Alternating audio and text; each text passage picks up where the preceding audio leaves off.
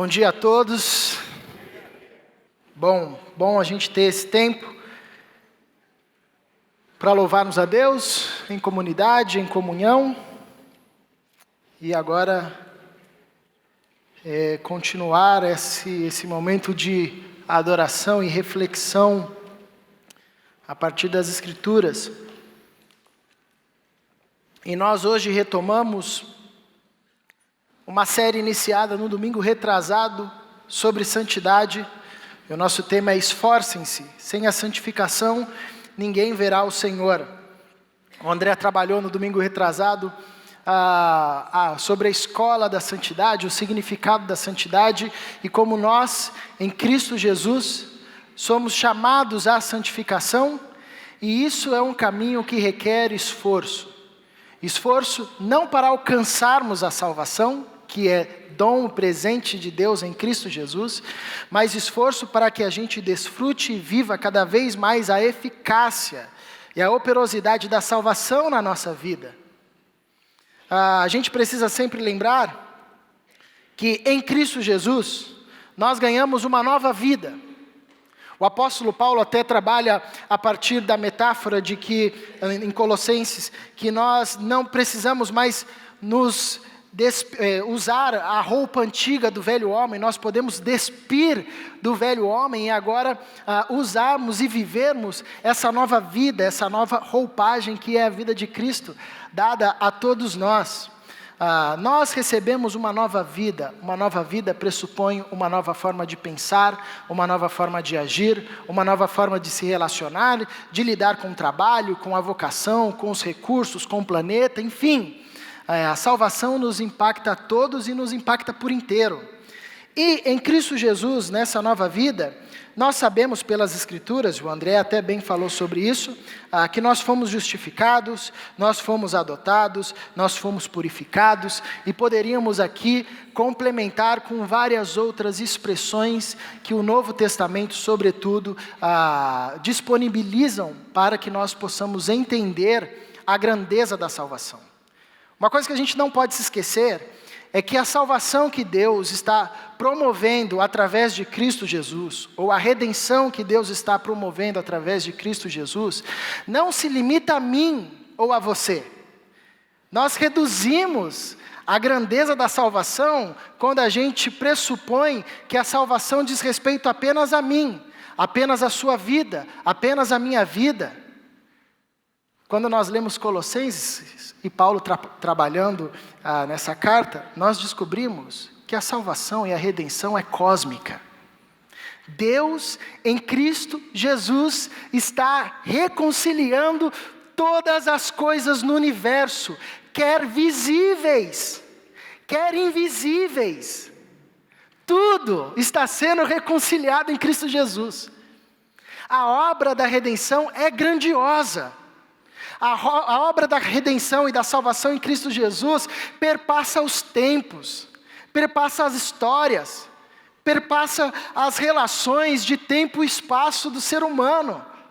É todo o universo que está sendo reconciliado com Deus em Cristo Jesus. Por isso, muitas expressões nos são disponibilizadas no texto bíblico para entendermos o que ganhamos nessa nova vida. Na nova vida em Cristo Jesus, nós fomos justificados. Ou seja, Deus agora olha para nós e nos declara justos. Estamos em paz com Deus, não mais em um estado de débito. Não devemos mais nada para Deus, porque a conta foi paga em Cristo Jesus. E a justiça de Jesus sobejou e se estendeu a nós. Então nós agora somos declarados por Deus como justos. Nós também, nessa nova vida em Cristo, de uma vez por todas, para toda a vida, fomos adotados. Não somos mais estranhos à família Trindade. Nós agora participamos da família Trindade, da família Deus, da comunhão do Pai, do Filho e do Espírito Santo. E nós participamos como filhos, nós fomos adotados em Cristo Jesus, feitos co-herdeiros com Cristo. Isso é muito difícil. É de enunciado fácil, mas de prática difícil. Porque um dos efeitos do pecado questionar a nossa adoção em Cristo Jesus, dizendo: você não é filho, você não pode ser filho, olha como você vive, olha o pecado que você cometeu.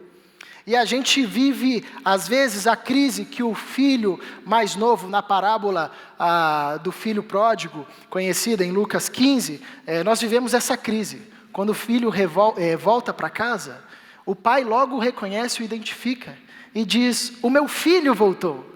Mas o filho já não conseguia mais se ver como filho. Ele dizia: não, pai, eu quero ser tratado como seu servo. E o pai diz: não, você é meu filho. Nós, em Cristo Jesus, fomos adotados, somos filhos de Deus. Isso nos é definitivo, presente da graça de Deus aos que foram encontrados e se encontraram com Jesus Cristo e em Jesus Cristo, e nós fomos purificados, os nossos pecados foram perdoados, como diz o apóstolo Paulo, toda a cédula que marcava contra nós foi anulada em Cristo Jesus.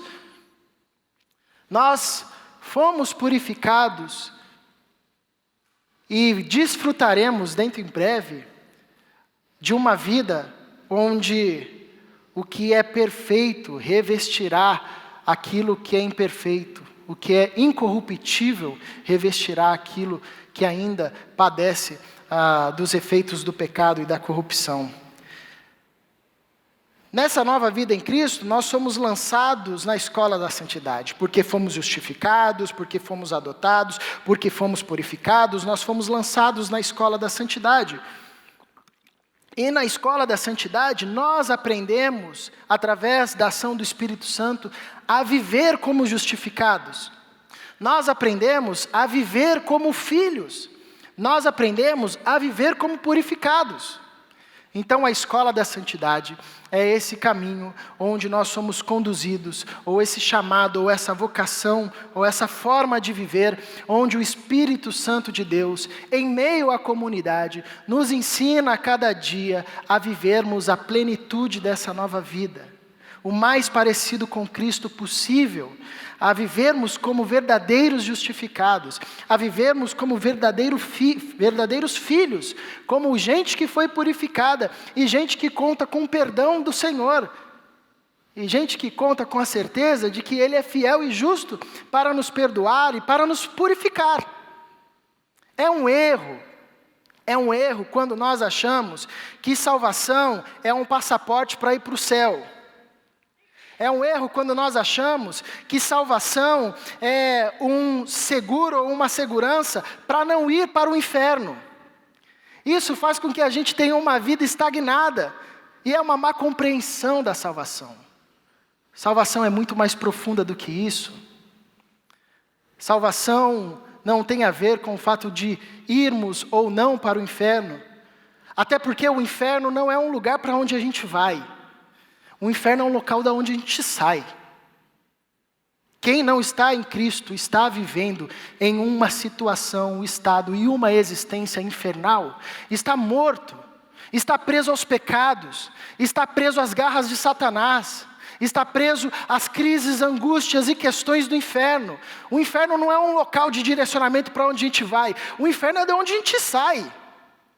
Deus, em Cristo Jesus, está nos retirando do inferno, nos retirando do império da morte, do império das trevas, da prisão, escravidão do pecado, e está nos conduzindo em uma vida celestial. Por isso que salvação tem esses dois movimentos, de nos tirar do inferno e tirar o inferno de dentro da gente, que é outra coisa e o outro desafio na existência. Porque uma coisa é você sair do inferno, mas tem muita gente que sai do inferno e continua trazendo o inferno consigo. Se relaciona a partir de um paradigma infernal. Trata das suas questões, dos seus bens, com critérios do inferno, da morte, do pecado. O grande desafio, além de tirar a gente do inferno, que Deus está promovendo em Cristo Jesus e por meio do seu Espírito, é tirar o inferno, e Ele está tirando o inferno de dentro da gente. Você lembra do povo do Egito? O povo saiu com mão poderosa do Egito. E tinha um destino a chegar. Mas qual foi o grande desafio na caminhada do povo? Tirar o Egito de dentro do povo. O povo saiu do Egito, mas o Egito permaneceu no coração do povo, a tal ponto que no meio do caminho eles dizem: ai, que saudade das cebolas do Egito. Vamos combinar, quem é que sente saudade de cebola, né, gente? Ainda mais do Egito. Os caras eram escravos, sofriam a duras penas sobre a opressão de Faraó, saíram, viram Deus agir poderosamente, saíram do Egito, mas ainda carregavam o Egito dentro do coração. Murmuravam, eram de homens de dura servir, coração duro. A santidade é o caminho e a escola onde Deus, por sua graça, sua disposição em salvar e pelo poder do Espírito Santo, vai tirando o inferno de nós. Vai revertendo a forma de pensar. Vai fazendo com que a nossa consciência, o nosso viver, a nossa conduta, sejam pautadas agora, não mais pelos paradigmas da morte, mas agora pelos paradigmas da vida em Jesus Cristo. Então, todos nós estamos na escola da santidade. E uma pergunta que tem por objetivo nortear a nossa conversa e essa fala de hoje é essa: é necessário ser santo? E é, de fato, uma pergunta óbvia, mas também de aplicação difícil na vida. A resposta a essa pergunta. Porque todos nós sabemos, se você tem um mínimo de conhecimento bíblico, um mínimo de tempo de caminhada cristã, você vai saber que santidade é necessária. Ser santo é necessário, é um imperativo. O nosso texto base é isso: esforcem-se. Sem a santidade ninguém verá a Deus. A resposta já está dada. Mas sabe o que é interessante? No dia a dia da vivência da fé cristã e da vivência comunitária, a gente percebe algumas falas que faz às vezes a gente perceber que a santidade é uma questão restrita aos sacerdotes, aos líderes. Eu lembro que uma vez eu fui fazer um curso com um amigo meu, que também era crente, mesmo tempo de caminhada que eu, e aí nesse curso criaram um grupo do WhatsApp e colocaram todo mundo, só não me colocaram. E aí, lá pelas tantas, eu falei: tem um grupo no WhatsApp, por que eu não estou nesse grupo? E aí o meu amigo virou e disse: não, porque nesse grupo a gente fala as coisas do curso, mas também rola muita besteira, o pessoal manda vídeo, e como você é pastor, a gente não colocou você lá. Eu falei: gente, me coloca aí, brincadeira. Eu falei: não coloca não, então, né? Mas, não era para eu estar, e não era para você estar também, cara. Não, mas é que você é pastor. Então, às vezes, na fala, a gente parece que consegue identificar ainda um resquício de uma cultura religiosa, de que santidade é para o pastor, santidade é para o líder. O líder não pode pecar. Quando um pastor peca, todo mundo fala: tá vendo, né? Porque ele é pastor. Mas todos nós fomos chamados à santidade, para sermos santos. E essa pergunta é óbvia e de resposta óbvia, mas de vivência difícil, porque mesmo sabendo que todos nós somos chamados à santidade, nós por muitas vezes negligenciamos essa escola. Nós negligenciamos esse tratamento de Deus em tirar de nós o Egito, a antiga forma de pensar e viver. E eu quero aqui trazer uma metáfora muito usada nas Escrituras para responder essa pergunta e para ilustrar a resposta a essa pergunta. Então eu já vou começar pelo final, pela conclusão da mensagem, porque se você dormir, pelo menos você pegou a conclusão da mensagem. É necessário ser santo? É necessário ser santo. Por quê? Eu quero trazer à luz a metáfora do casamento. Você já parou para observar que a Bíblia e relata uma história de amor, uma história de casamento, uma história da paixão entre um noivo e sua noiva? Jesus Cristo noivo, a igreja do Cristo a noiva. Jesus abre mão da sua glória, deixa a casa do Pai, deixa o seio da Trindade e vem ao encontro da sua noiva, para tornar-se uma só carne, uma comunhão plena. Olha que interessante, é a mesma fórmula que Moisés usa para falar acerca do casamento. Deixa o homem à casa do pai e de sua mãe, unir-se-á a sua mulher e tornarão uma só carne. Cristo deixou o seio da Trindade, esvaziou-se a si mesmo e veio ao encontro da sua noiva. O altar desse casamento foi a cruz. E a festa iniciou-se na ressurreição e terminará, ou pelo menos começará, porque a festa de casamento do reino dos céus só tem hora para começar, mas não tem hora para acabar. É a eternidade. Nas bodas do Cordeiro. Então o que a Bíblia está nos apresentando é uma história de amor, é uma relação de amor. Tanto é que alguns textos são bem claros. Ezequiel capítulo 16, descrevendo a forma como Deus chamou a Israel, alguém insignificante entre os povos, e fez de Israel uma donzela maravilhosa, adornou Israel, mas Israel foi como uma esposa infiel, traiu ao seu marido por diversas vezes. O livro de Oséias, Deus diz a um profeta para casar com uma prostituta, ter filho com ela e amá-la. E ele faz isso e ela por diversas vezes rompe a relação e volta à prostituição. Mas ele é instado a amá-la novamente. E aí ele diz, o que o Senhor quer dizer com isso, Deus? E Deus diz, como é que está o seu coração, Oséias? Se sentindo como um marido traído? Eu sou como um marido traído, eu amei Israel quando não era nada. Tomei nos meus braços, tirei da casa da perversão, dei a ela filhos e filhas, e Israel me traiu, e eu fui ao seu encontro por diversas vezes. Nós temos essa metáfora, essa imagem para descrever a nossa relação com Deus, a nossa relação com Cristo. Nós somos a noiva do Cristo. Então por que é necessário ser santo? Porque nós estamos numa relação matrimonial. Porque nós somos noiva. E se você experimenta o caminho do casamento e da relação, da construção do amor entre você e a sua mulher, entre você e seu marido, você vai saber o quão importante é essa vivência conjugal de preservar-se a si e preservar-se o outro.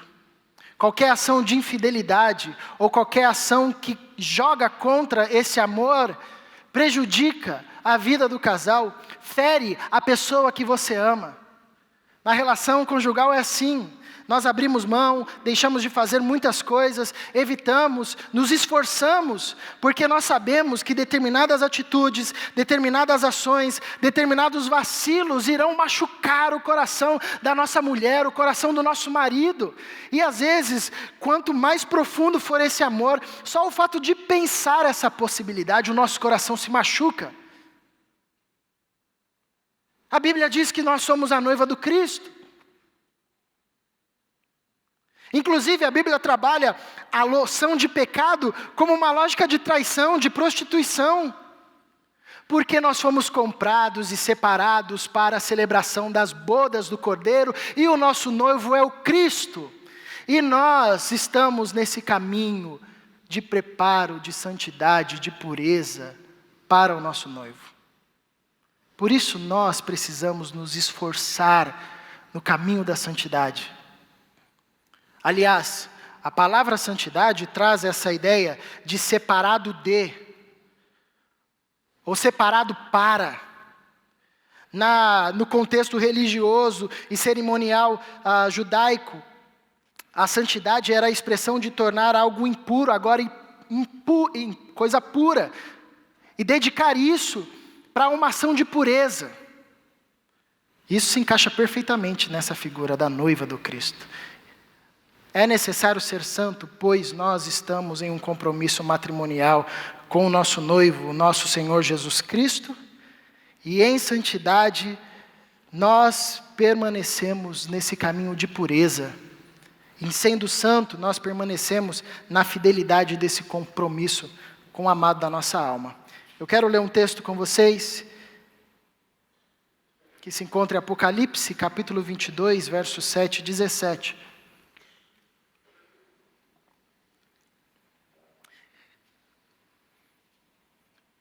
E diz assim, a partir do verso 7, capítulo 22. Eis que venho em breve. Feliz é aquele que guarda as palavras da profecia deste livro. Eu, João, sou aquele que ouviu e viu estas coisas. Tendo-as ouvido e visto, caí aos pés do anjo que me mostrou tudo aquilo. Mas ele me disse, para adorá-lo, mas ele me disse, não faça isso. Sou servo como você e seus irmãos, os profetas, e como os que guardam as palavras deste livro. Adore a Deus. Então me disse, não cele as palavras da profecia deste livro, pois o tempo está próximo. Continue injusto a praticar injustiça, continue imundo na imundície, continue o justo a praticar justiça e continue o santo a santificar-se. Eis que venho em breve. A minha recompensa está comigo e eu retribuirei a cada um de acordo com o que fez. Eu sou o alfa, o ômega, o primeiro e o último, o princípio e o fim. Felizes os que lavam as suas vestes e assim têm direito à árvore da vida e podem entrar na cidade pelas portas. Fora ficam os cães, os que praticam feitiçaria, os que cometem imoralidades sexuais, os assassinos, os idólatras e todos os que amam e praticam a mentira. Eu, Jesus, enviei o meu anjo para dar a vocês este testemunho concernente às igrejas. Eu sou a raiz e o descendente de Davi e a resplandecente estrela da manhã. O Espírito e a noiva dizem vem. E todo aquele que ouvir diga vem. Quem tiver sede, venha. E quem quiser, beba de graça da água da vida. O livro de Apocalipse é um livro que muitos crentes, sobretudo quem está começando na caminhada cristã, tem dificuldade de entender ou até mesmo medo de ler. Eu lembro quando eu era criança, adolescente, eu ganhei a Bíblia narrada, né? Não era pelo Cid Moreira, mas era um genérico aí, e a narração era uma narração com raios, trovões, era uma narração dinâmica. Eu comecei a ouvir Gênesis, né? No princípio, criou Deus, aquela harpa de fundo, né? Plim, plim, plim, os passarinhos cantando, lá, lá. E aí quando chegou em Apocalipse, era trovão, era grito, era monstro, eu falei, eu não vou ler isso aqui não, não vou ouvir agora não, né? O livro de Apocalipse é a revelação dada por Deus a João e às igrejas, que conta a saga e a trajetória da igreja, marcada pela perseguição, tanto na época em que o texto é escrito, quanto nas épocas futuras, mas é sobretudo um texto lindo, porque nos conta o final da história, e o final da história é a vitória do Cristo sobre tudo e sobre todos. E é a mensagem basilar da igreja. Cristo venceu, nós venceremos com Ele. Não há fera nenhuma, não há principado nenhum, não há potestade, governo, rei, imperador. Não existe ninguém que pode se opor à força do Cristo. A vitória é certa. É uma questão de tempo. É uma questão de tempo até que a vitória seja consumada em Cristo Jesus. Então a igreja, através da revelação de Apocalipse, é encorajada a viver no contexto de perseguição, guardando-se em fidelidade a Deus e com fé na mensagem de que o Cristo é o vitorioso e com Ele nós venceremos. E é interessante nesse texto, que é o último capítulo da Bíblia, que apresenta a igreja do Cristo como a noiva, em companhia do Espírito Santo. Você já reparou que o Espírito está em toda a Bíblia? Gênesis capítulo 1. No princípio criou Deus os céus e a terra era sem forma e vazia, havia trevas sobre a face do abismo, e o Espírito de Deus pairava sobre a face das águas. No começo de tudo o Espírito estava, no final de todas as coisas o Espírito estará também. E quando a gente vai ao longo das Escrituras, o Espírito Santo de Deus é essa pessoa da Trindade que age promovendo o plano de Deus na história. Ele levanta pessoas, ele capacita pessoas, ele dá orientação a reis, a sábios, aos profetas, entrega a palavra e municia esses homens e mulheres. Quando Cristo nasce, o Espírito Santo está lá acompanhando todo o processo, acompanhando o ministério do Cristo. O livro de Lucas é bem claro nisso. Tudo o que Jesus faz é sob orientação do Espírito Santo. O Espírito Santo estava sobre ele estava cheio do Espírito de Deus. Quando a igreja nasce por causa do derramamento do Espírito. Então o Espírito Santo conduz a igreja, do seu nascedouro até o último dia e momento da história. Isso é muito significativo, porque qual é o papel do Espírito Santo, ou um dos papéis do Espírito Santo em relação à igreja? É preparar a igreja para o Cristo. Ela é a figura do amigo, do noivo, que prepara a noiva, que protege a noiva, que guarda a noiva até o casamento. E o Espírito Santo está com a igreja, preparando-a para a celebração das bodas do Cordeiro. Preparando a igreja para o Cristo. E conduzindo a igreja e os discípulos de Jesus em um caminho de santidade. O que nós podemos observar num primeiro instante, eu quero destacar, esse texto é muito rico, mas eu quero destacar algumas questões pontuais relacionadas à nossa temática. É necessário ser santo, pois em santidade nós permanecemos firmes, e o Espírito Santo de Deus nos conduz em santidade para permanecermos firmes. Olha o que diz o texto: continue o injusto a praticar injustiça, continue o imundo na imundície, continue o justo a praticar justiça, e continue o santo a santificar-se. Eis que venho em breve, a minha recompensa está comigo, e eu retribuirei a cada um de acordo com o que fez. No começo do livro de Apocalipse, Jesus envia cartas a 7 igrejas. E nessas cartas ele destaca boas obras da igreja, mas também denuncia obras que precisam ser postas de lado imediatamente. Essas igrejas estavam, muitas delas, travando forte contexto de perseguição do Império Romano. Gente morrendo literalmente, sendo morta pela fé em Cristo Jesus. Talvez a gente poderia falar assim: pô, Jesus, pega leve aí com a igreja, né? Pô, a igreja está lá em Tiatira, em Pérgamo, em Laodiceia. Pega leve, Senhor, o contexto ali está pesado, né? Dá uma relevada nisso. O que a gente vê é que quando se trata de santidade e de fidelidade, não há negociação. Mesmo num contexto de perseguição, num contexto de opressão, num contexto de morte, num contexto de profundo caos, a igreja, o discípulo de Jesus, é chamado a caminhar em santidade e em santidade permanecer firme. João nos descreve um contexto onde a maldade vai prosseguindo continuamente. O injusto continua a praticar injustiça, o imundo continua a praticar imundície. Um contexto marcado pelo mal, um contexto marcado por uma mente cauterizada, ou por mentes cauterizadas na prática do pecado. E é nesse contexto que a igreja de Jesus é chamada a permanecer firme, é chamada a obedecer. E o Espírito Santo em santidade nos conduz num caminho de firmeza. E nós precisamos da força do Espírito Santo para isso. Porque nesse contexto onde a injustiça é uma marca cultural e natural, nesse contexto onde a maldade reina entre as pessoas, nesse contexto onde a imundícia, a impureza é uma prática comum e diária, permanecer firme significará atrair para si resistências infernais. Do tipo, se eu fizer o negócio da forma que Cristo me manda fazer, eu não vou fechar contrato com ninguém. Porque aqui no meu meio, Caleb, as pessoas são injustas e os negócios são fechados a partir de lógicas infernais. Então não tenho como. Eu não posso suportar isso nessa relação. Olha o que ela fez. Todos os meus amigos, em uma situação como essa, já se divorciariam.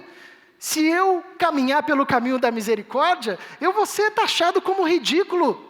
Porque os valores do meu contexto é de gente que continua a praticar injustiça, a praticar a maldade, isso é natural. A gente precisa negociar ou adequar o evangelho para o nosso contexto. Não. Nunca. Quando o Império Romano mais pesou a mão sobre a igreja, a mensagem do alto para João é: permaneçam firmes. Continue o justo a praticar justiça, continue o santo a justificar. Não meçam a firmeza de vocês, não espelhem a consciência de vocês a partir do contexto de quem está em estado infernal. Permitam-se ser conduzidos pelo Espírito Santo, porque num ambiente de caos, Ele fará de vocês alicerces firmes no caminho da santidade e da justiça. É necessário ser santo, pois em santidade o Espírito Santo nos conduz a permanecermos firmes, e isso exige esforço, isso exige renúncia, isso exige saber que a nossa fidelidade ao Cristo nos levará ao mesmo caminho do Cristo. É necessário ser santo, pois em santidade nós obedecemos a palavra, e quando obedecemos a palavra, estamos em santidade, caminhamos em santidade. É necessário ser santo, porque o Espírito Santo nos conduz nessa trilha de obediência à palavra de Deus. O texto continua dizendo: eis que vem em breve, feliz aquele que guarda as palavras da profecia deste livro, se referindo ali às palavras dadas a João, mas obviamente à luz das Escrituras, ampliando a palavra de Deus revelada ao homem. Feliz aquele que guarda as palavras da profecia deste livro. Eu sou João, aquele que ouviu e viu estas coisas. Tendo-as ouvido, caí aos pés do anjo que me mostrou tudo aquilo para adorá-lo. Mas ele me disse: não faça isso. Sou servo como vocês e seus irmãos, os profetas, e como os que guardam as palavras deste livro. João é instado, encorajado, encoraja a igreja a guardar, e aqui guardar tem o sentido de praticar, obedecer, viver, ter viva na mente, levar consigo para onde for, deixar isso visível, isso claro, isso aplicável, viver, obedecer a palavra de Deus.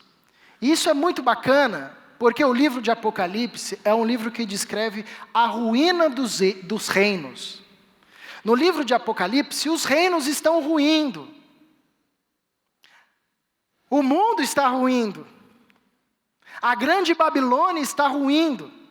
E com os reis e com as estruturas desse mundo que vão se ruindo a forma de viver, a forma de se pensar, as vãs filosofias, as lógicas que a todo tempo se levantam e caem, e que passam, e que se constroem, e que são ruídas e derrubadas. Num mundo onde as coisas estão ruindo, onde o cristão deve olhar, onde o cristão deve alicerçar a sua vida na palavra de Deus.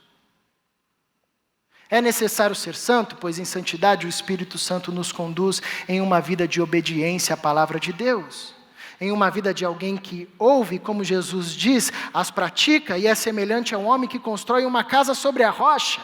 Tudo rói, tudo cai, tudo é destruído, mas ele permanece firme. Céus e terra passarão, mas a palavra do Senhor permanecerá eternamente. O livro de Tiago, ele usa uma metáfora interessante. Ele diz e encoraja a igreja, exorta a igreja a ouvir e praticar a palavra, e não apenas a ser ouvinte, ou seja, a guardar, a obedecer a palavra e viver a palavra de Deus. E ele diz que o sujeito que ouve e não pratica é semelhante a um homem que olha o seu rosto no espelho e depois que sai, ele logo esquece da imagem que viu. Isso é interessante porque nos ensina que a prática da palavra, a obediência da palavra, forma em nós a nossa aparência, nós vamos percebendo a nossa identidade. O sujeito que ouve, mas não obedece, não pratica, ele não sabe quem ele é, ele não sabe qual a sua aparência. No mundo onde todas as coisas estão ruindo, onde as filosofias e lógicas e ciências, por mais complexas que sejam ou se tornam, vão se colapsando pouco a pouco, onde o que é tido como verdade se levanta, toma e forma a mente de muita gente, mas depois logo se descobre que era mentira. No mundo onde muitas vozes se erguem e se proclamam o caminho, a verdade, a vida, a salvação. No mundo de valores relativizados, onde o crente olha? Para as Escrituras. Guarde as palavras desta profecia. Guarde as palavras desse livro. Pratique, obedeça.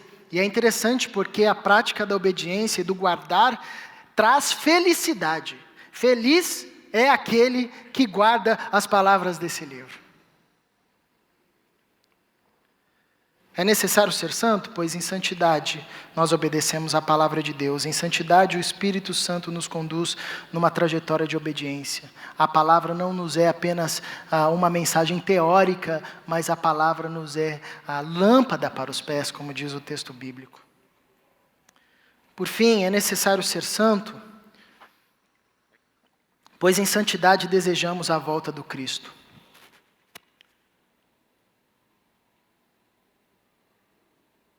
Diz assim João, palavras que João registra: eu, Jesus, enviei o meu anjo para dar a vocês este testemunho concernente às igrejas. Eu sou a raiz e o descendente de Davi, e a resplandecente estrela da manhã. O Espírito e a noiva dizem: vem. E todo aquele que ouvir, diga: vem. Quem tiver sede, venha. E quem quiser, beba de graça da água da vida. O último texto bíblico termina com um grito que expressa um desejo afetuoso, um desejo profundo gravado no coração da noiva, gravado por Deus no coração do discípulo de Jesus. E esse grito é: vem, Senhor. É interessante perceber como João atrela santidade, o caminho da santidade, ou a vivência da santidade, ou a prática da santidade, com o retorno do Cristo. A santidade é esse caminho, ou essa escola, onde nós olhamos para trás e percebemos que Deus em Cristo Jesus fez o nosso passado santo, e que Deus em Cristo Jesus pode fazer o nosso presente santo, e que Deus em Cristo Jesus nos tornará santo de uma vez por todas com a volta do Cristo. O Espírito e a noiva dizem: vem. O que eu acho legal no livro de Apocalipse é que você tem muitas imagens que João utiliza para descrever os inimigos da igreja, ou os perseguidores da igreja. Você tem a imagem do dragão, que era a antiga serpente, que começou como serpente, mas a gente alimentou tanto que no final virou um dragão, né? Ficou grande demais. Fala da besta, fala de animais com venenos de morte, figuras assim das mais bizarras, que vão lutar contra a igreja, que tem como único objetivo ferir a igreja de morte, parar a igreja do Cristo, desviar a igreja da rota e do caminho. E aí quando João vai descrever a igreja, ele usa a figura de uma noiva, uma figura das mais singelas. Ele podia descrever a igreja nesse contexto de perseguição como um exército, ou como um guerreiro, um soldado valente. Ele descreve a igreja como uma noiva. Imagina, uma noiva trilhando um caminho, sendo assediada e perseguida por dragão, por besta, por animais com venenos de morte, com impérios se levantando, exércitos se levantando, e a noiva trilha um caminho incólume, continua a caminhar firme. Como isso é possível? Uma noiva resistir a um dragão, uma noiva resistir a uma besta, uma noiva resistir impérios e exércitos. É que a noiva não vai só. O Espírito e a noiva dizem: vem.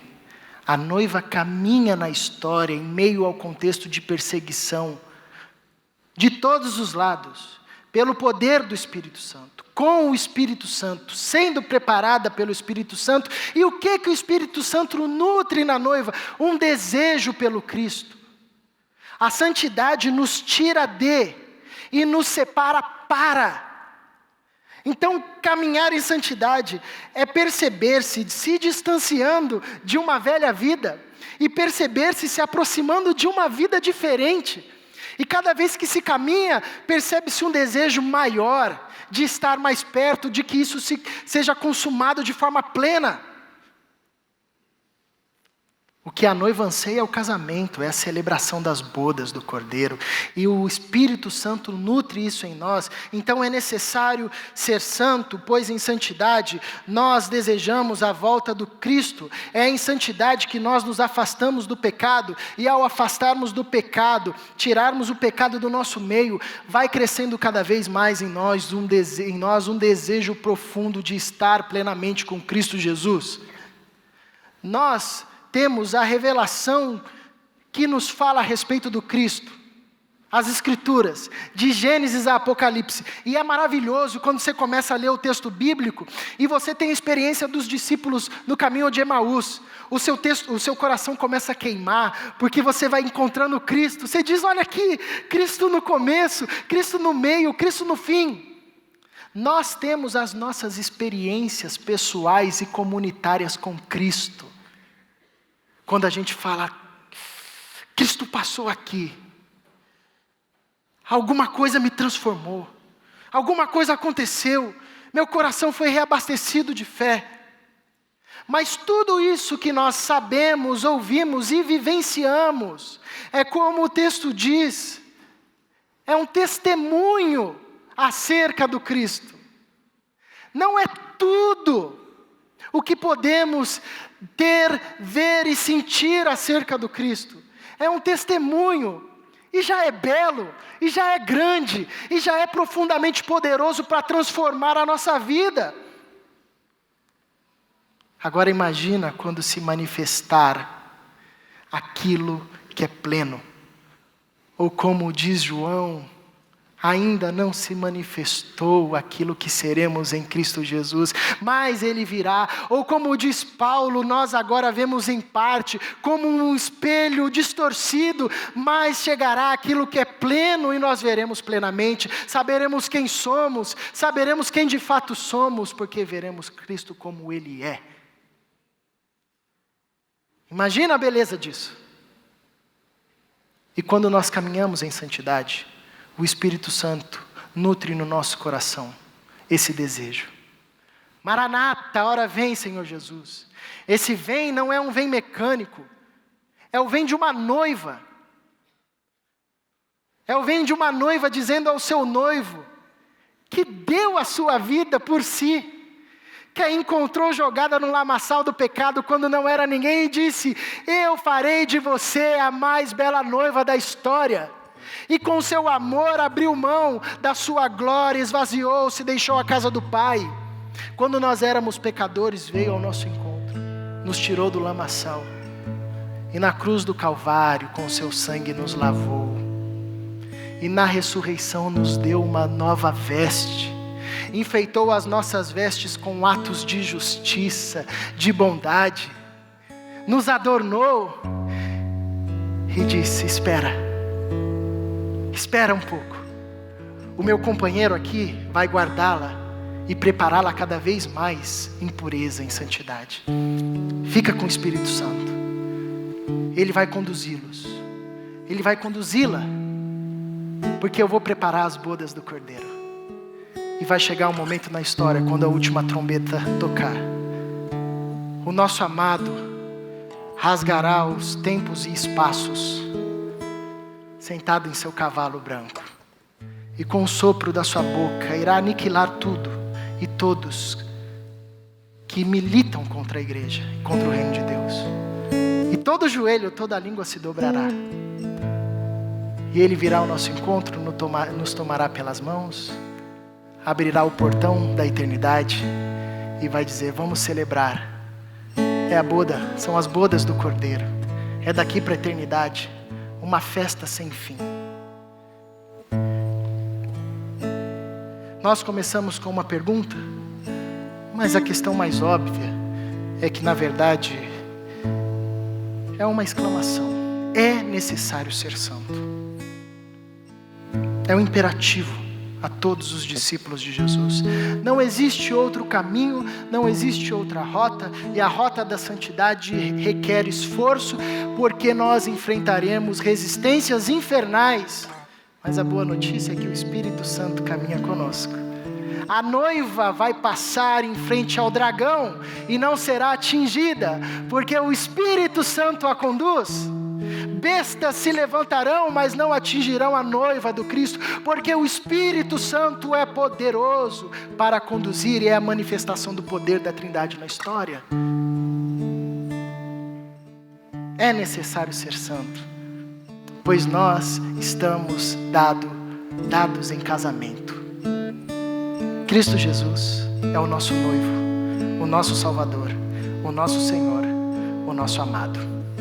Amém? Que o Senhor nos abençoe.